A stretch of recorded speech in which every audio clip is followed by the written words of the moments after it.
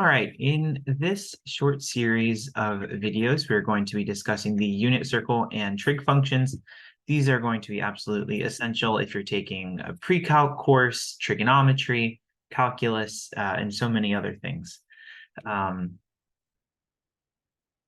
This won't be totally comprehensive, but hopefully it'll be enough to give you the basics and to help you out. Hopefully you'll get something valuable out of it.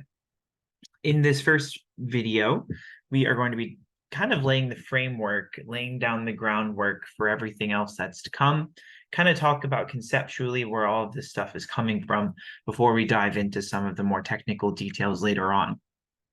So in particular, in this video, we will be discussing what is the unit circle, converting between degrees and radians, and the two trig functions that the other trig functions are built out of, and those are sine and cosine. So we'll just introduce those. In the next video, we'll talk more about particular sine and cosine values. But here I want to talk about conceptually where these things come from, what's going on there, kind of under the hood. So the unit circle, I've done my best to sketch a decent enough picture here. Maybe I should label some of these points to make it a bit more clear. But the unit circle is the circle in the coordinate plane, centered at the origin, so the point 0, 0, with radius 1. So let me make a note of that. So this guy right here, this radius has length 1.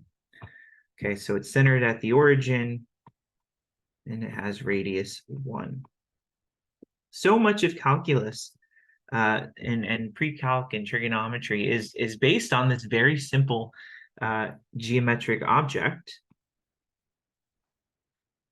But that's really all that the unit circle is. It's the circle in the plane with radius 1 about the origin.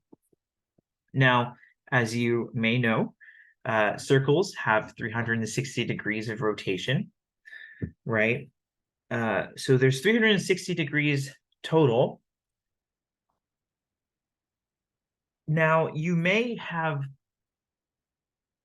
heard, you may also be familiar with this notion of measuring angles using something called radians. So whereas a circle has 360 degrees, it has 2 pi radians. And roughly speaking, the idea here is where does this 2 pi number come from? Well, 2 pi, that's just the circumference of the unit circle, right? That's just the circumference of this guy. So it kind of makes sense to divide it up in that way, as that will make, especially if you're in a calculus course, that will make some of the real world applications work out. It turns out to be easier to work with radians than degrees for that reason. So whenever we're converting between degrees and radians, right? So you might be given an angle in degrees, say 30 degrees, and asked to convert it to radians or vice versa. The thing that we keep in mind is that the 360 degrees corresponds to 2 pi, right? 360 degrees in a circle and 2 pi. Or equivalently, 180 degrees corresponds to pi radians. So when we're converting between degrees and radians of an angle, we're going to keep this in mind. We're basically just going to use the fact that 180 in degrees corresponds to pi in radians. So maybe we should do a quick example or two of this. So example, let's say we were given the angle 45 degrees, and we want to convert it to radians. Well, the way that we would do this is I would take this 45 and I'm going to multiply it by pi over 180. Okay, where is this coming from, this pi over 180?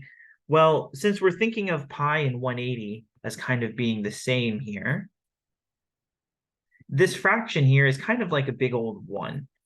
You might have done something like this before in algebra when you're trying to get a common denominator or something. Maybe you'll multiply by like 3 over 3, something like that, right? Which is just a big 1. That's kind of what we're doing here. Since we're treating pi and 180 as more or less being the same, putting air quotes because pi is not equal to 180, strictly speaking, but in this context, that's kind of how we relate the two. That is how we go about this. So what happens is it turns out that 45 over 180 comes out to 1/4. And so you get pi over 4 radians. Okay. The way that I remember this is, well, let me do the other one, and then maybe I'll give a quick explanation. On the other hand, suppose maybe that we were given 2 pi over 3 radians, and we want to convert this to degrees. I'm going to do something very similar, except now, rather than multiplying by pi over 180, I'm going to multiply by 180 over pi. The idea being, whenever we think about degrees, we don't usually think about degrees as having pi's.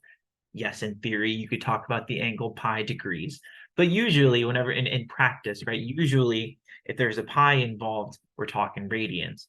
And so the idea here, the reason that we do 180 over pi in this case and pi over 180 in this case is that the pi in the denominator here kind of cancels with this pi right here.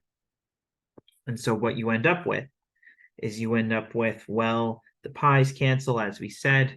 180 over 3 is equal to 60. So we end up with 2 times 60, or 120. Okay.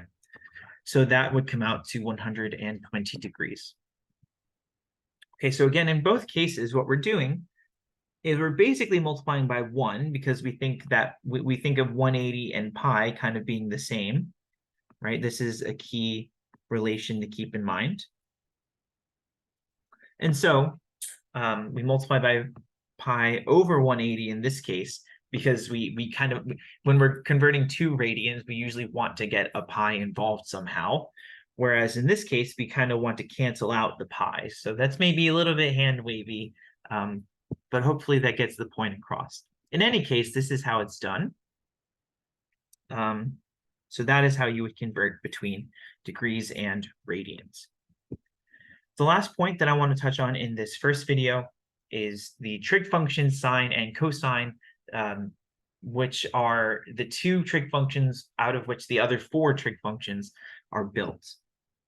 So here is the big picture idea. Maybe I ought to copy and paste my unit circle here. So one way in which you could describe to me a point on the unit circle is you could tell me what angle we make starting. So let's say that I start here at the point 1, 0, okay? And you tell me to go out, we'll say pi over 3 radians, just as an example, okay? What I would do is I start here, and I go out pi over 3 radians this way, right? So notice that what we can do is we can associate to each point on the unit. So we can, one way in which we can communicate about a point on the unit circle is through the angle, right? Each angle is going to correspond to a unique point. On the other hand, if you are given a negative angle, as sometimes happens, let's say that you were given negative pi over 2 radians, what you would do in order to find the corresponding point on the unit circle is you always start from 1, 0. Okay, you always start from 1, 0. But because this is negative, this means that we move clockwise. We move clockwise because this is a negative angle.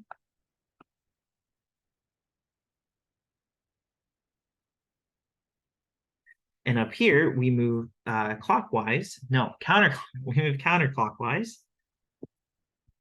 I can picture it, but sometimes I get the words confused.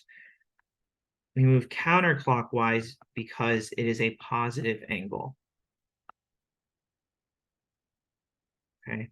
And again, maybe I should note that we're always starting from the point 1, 0, from that kind of right-hand side.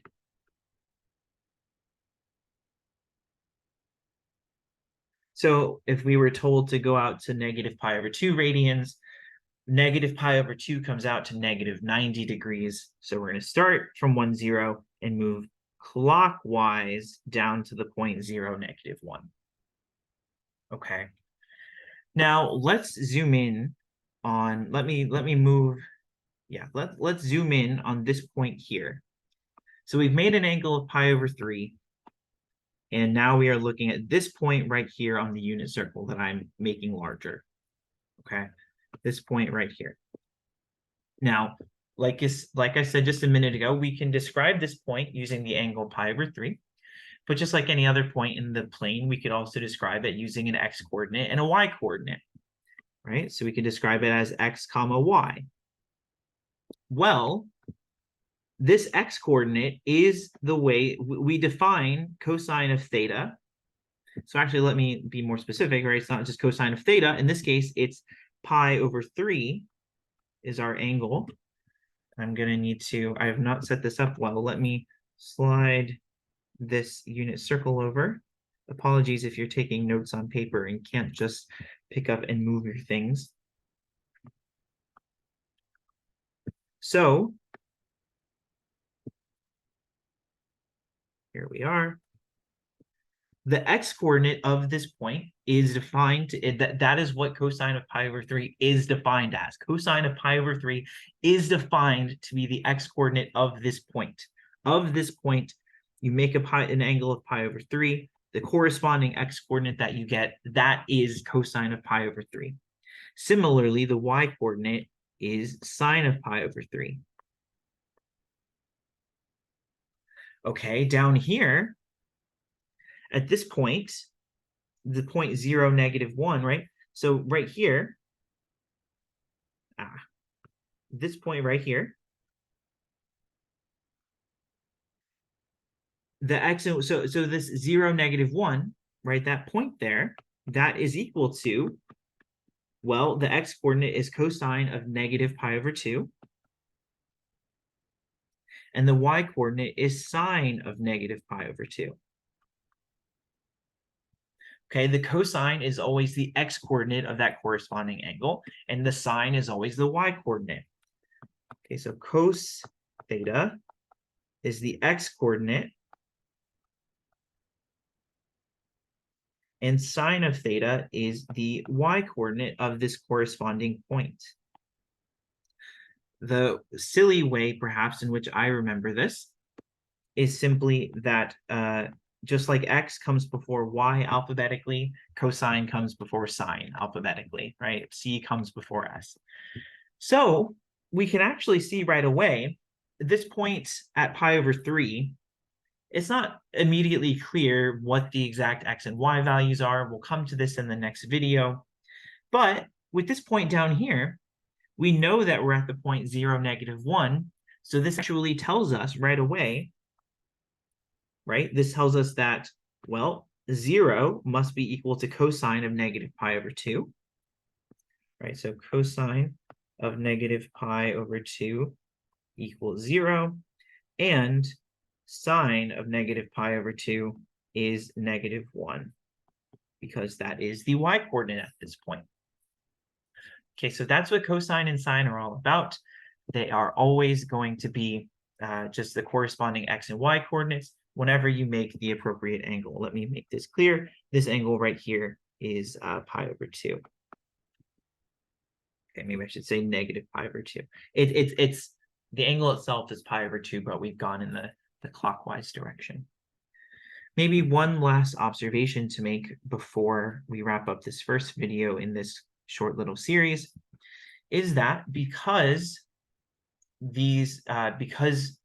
cosine and sine correspond to the x and y coordinates of points on the unit circle, that immediately gives us two relationships. Well, that immediately gives us two key facts.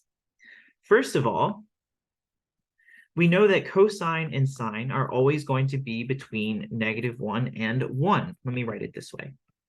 So cosine of theta is always between negative 1 and positive 1, and so is sine of theta for any angle theta, or any angle theta. And that's because if you look at the unit circle, there are no points on the unit circle where either the x or y coordinate is bigger than 1. The other cool thing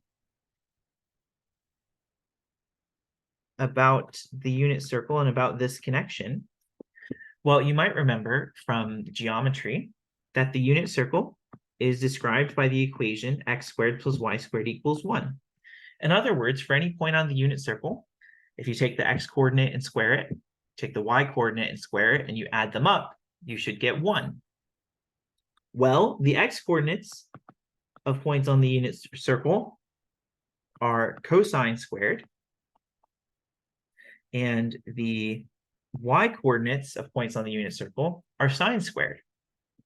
So this tells us right away that sine squared plus cosine squared is equal to 1. This almost follows by definition. This is going to be a super important identity throughout wherever you're studying trigonometry. This identity is going to be critical. It will show up time and time again. Okay, this is the most foundational one, at least in my humble opinion. So many of the others kind of stem from this in some form or another. I think that we'll leave it here for this first video. In the next video, we'll talk about some specific values of sine and cosine, as well as a little trick that I use to remember them. Thanks, and I hope you found it helpful.